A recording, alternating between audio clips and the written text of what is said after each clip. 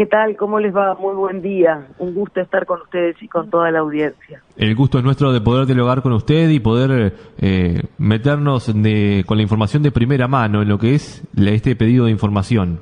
Sí, bueno, a ver, vamos a ver un poquito los antecedentes. Ese pedido de acceso a la información pública, lo primero que tenemos que saber es que es un derecho ciudadano de cualquier ciudadano de este país.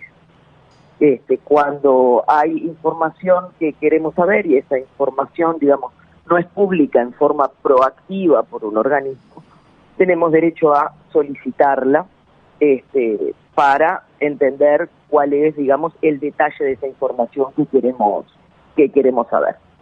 La cosa sería, ¿por qué yo hice ese pedido de acceso a la información?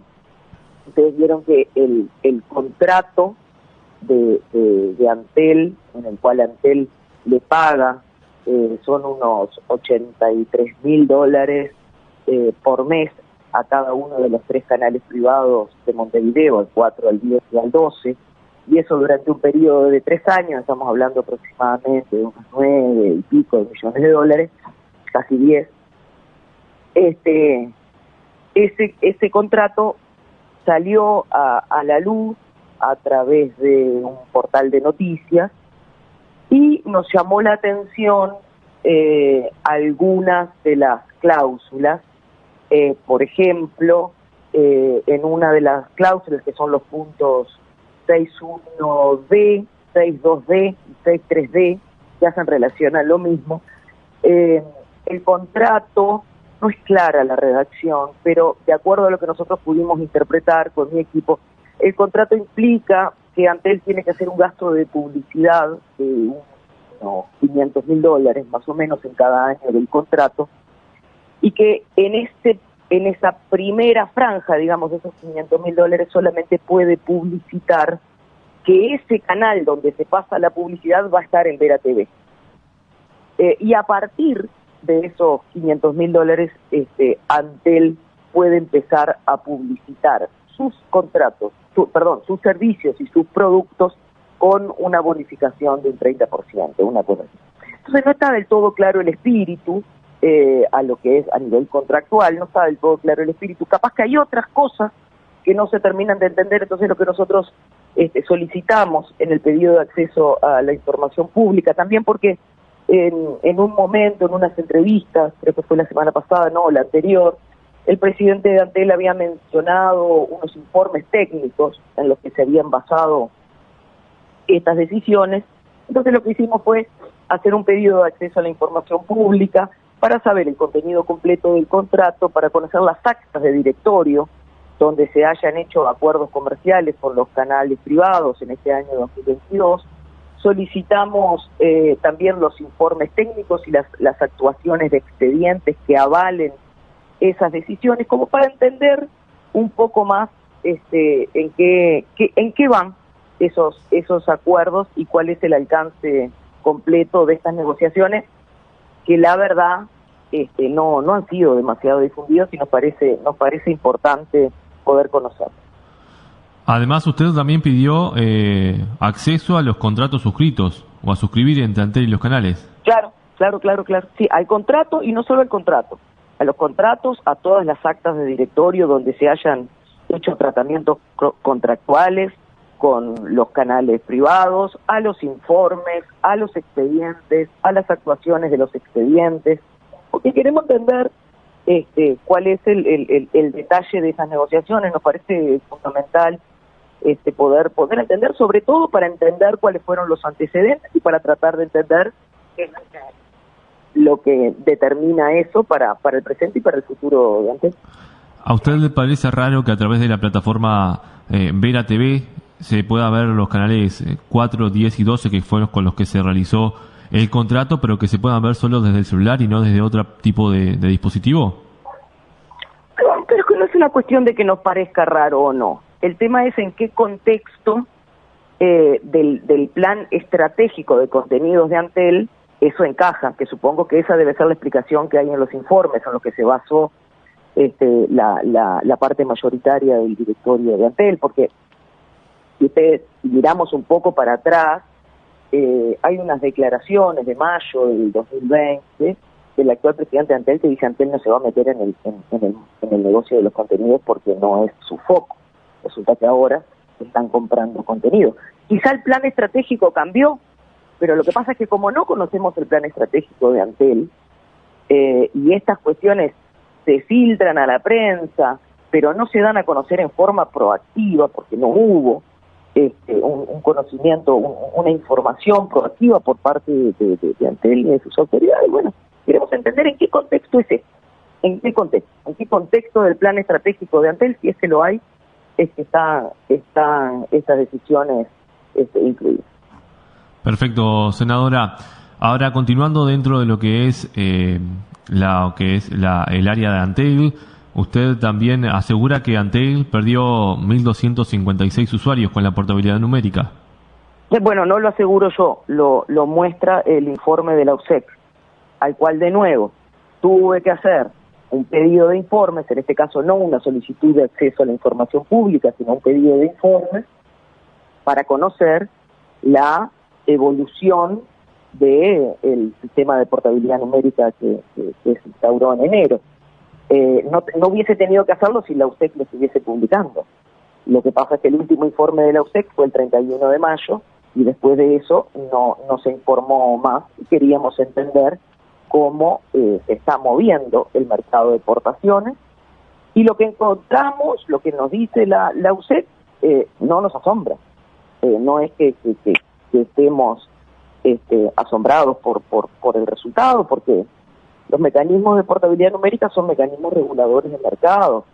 Fíjate que la portabilidad numérica fueron mecanismos de regulación que se iniciaron al inicio de los 2000, cuando el mercado celular era todavía un mercado muy emergente, un mercado muy incipiente, que no se sabía qué iba a pasar con estos grandes monopolios privados que se estaban generando, que se hizo por allá por Singapur, en Europa también.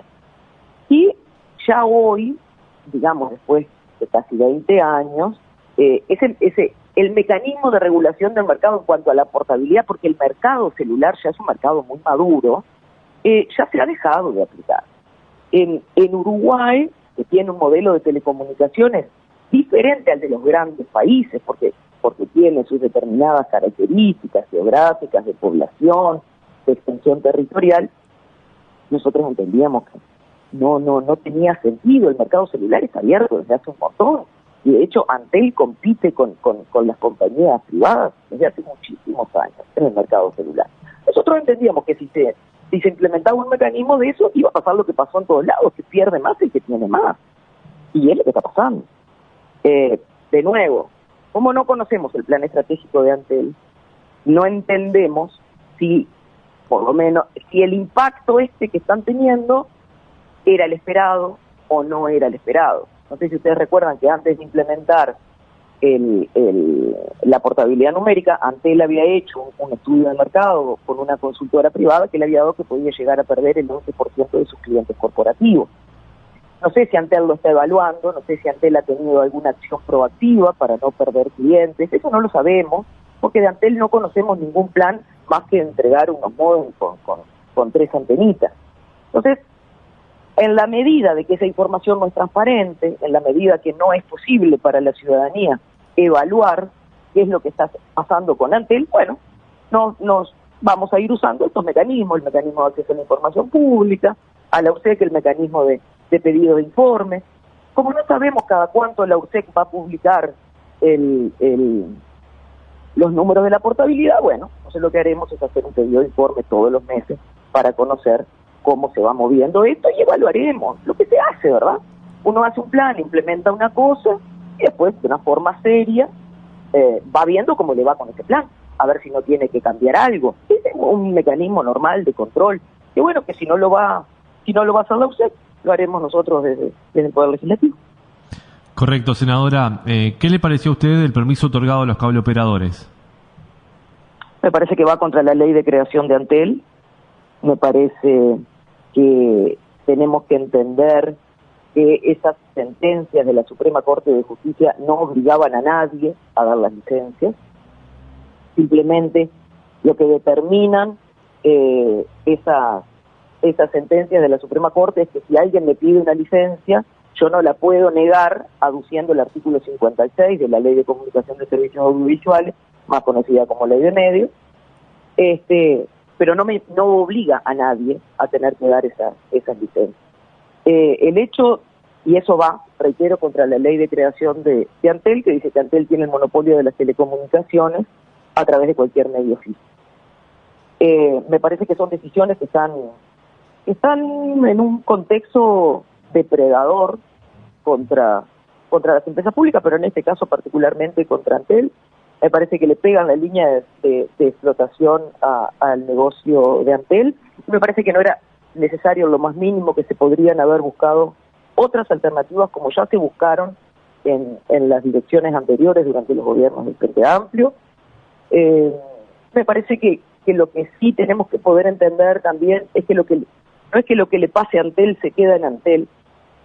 En el contexto de telecomunicaciones actuales que tiene nuestro país, con más de 100.000 usuarios conectados al servicio universal hogares, es decir, que tienen internet gratis en sus casas, con el país que tiene mejor cobertura, arriba de un 90% casi de cobertura de internet, tenemos el doble del promedio de América Latina. Uruguay está en el puesto 12 del mundo en cuanto a cobertura, y que lo ha hecho la empresa pública, y lo ha hecho siendo rentable, y lo ha hecho siendo eficiente.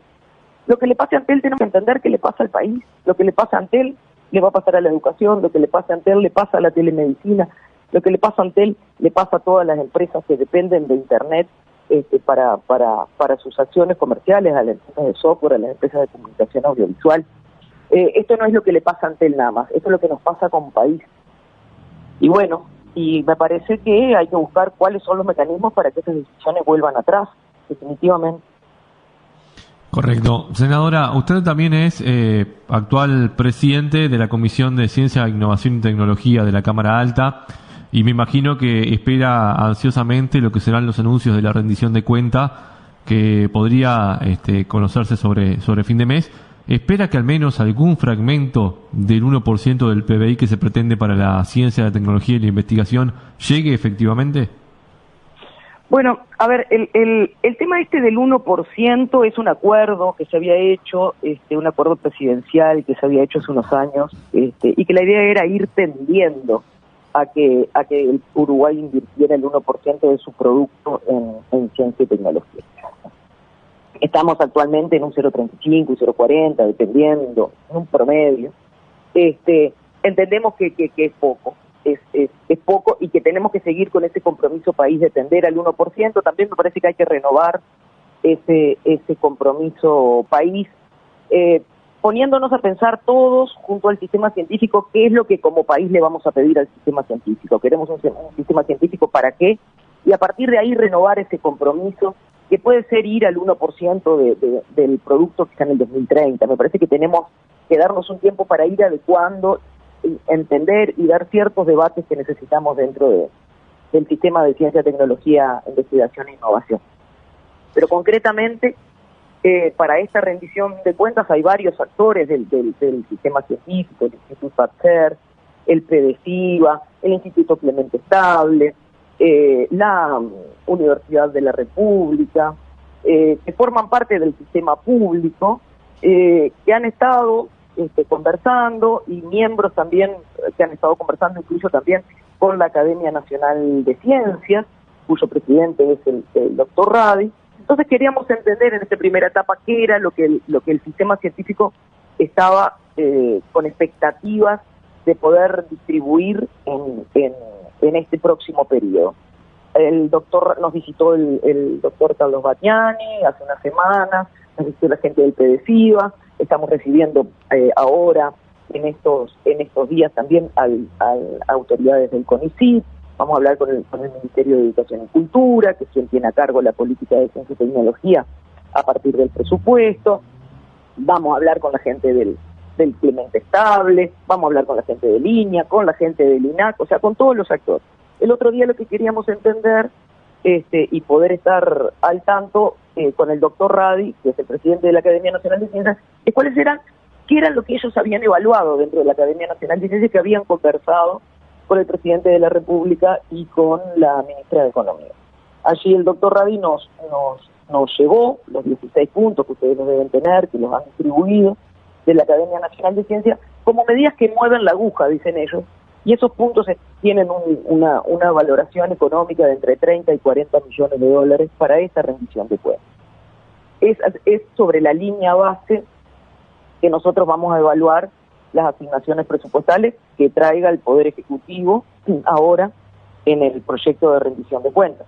Vamos a ver cuánto es y a partir de ahí empezaremos a opinar y empezaremos a tratar de analizar cuál es el impacto si no se llega a esa cifra dentro del sistema científico nacional. ¿Usted cree que el papel que jugó en la pandemia todo lo que fue la ciencia en nuestro país fue lo que ha aumentado que se la tenga en cuenta? Creo que a veces las cosas, uno no es consciente de lo que tiene hasta que realmente lo necesita, ¿verdad? Nosotros teníamos un sistema científico que preparado a lo largo de muchos años, que supo responder a la altura, ¿verdad?, de las circunstancias que vivimos como país durante la pandemia.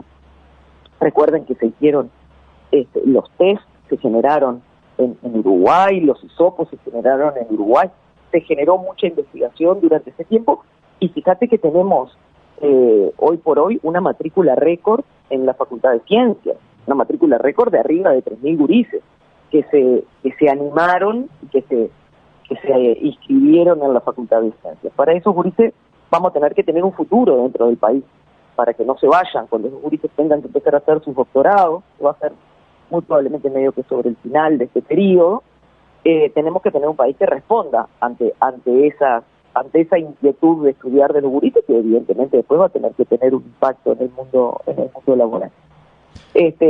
Creo que la comunidad científica ha sido importante siempre. Lo que pasa es que me parece que ahora tomó una relevancia particular. De todas maneras, el sistema científico uruguayo hubiera necesitado, y me parece que es una buena cosa, un país con ciencia, decía Clemente Sable, no es un país pequeño, ¿verdad?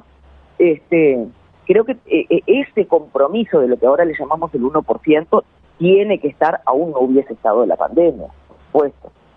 Tenemos que generar conocimiento, tener conocimiento nacional es hacer uso de una soberanía muy importante.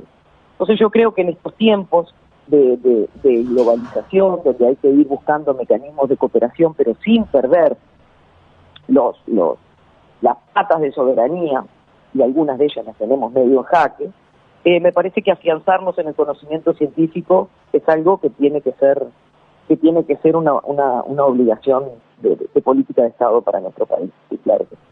Correcto, senadora. Antes de despedirla, sé que estuvo la pasada jornada participando de un evento donde se conmemoró el 49 años del golpe de Estado que se conmemora en esta jornada. Que se conmemora en esta jornada, así es, aquel 27 de junio del 73, así es. ¿Cuál es su reflexión acerca de esta fecha, senadora? Que tenemos que cuidar la democracia, que tenemos que respetar las instituciones republicanas que este país se ha dado, que tenemos que seguir reclamando, saber dónde están los desaparecidos que faltan. Esto es una cuestión de...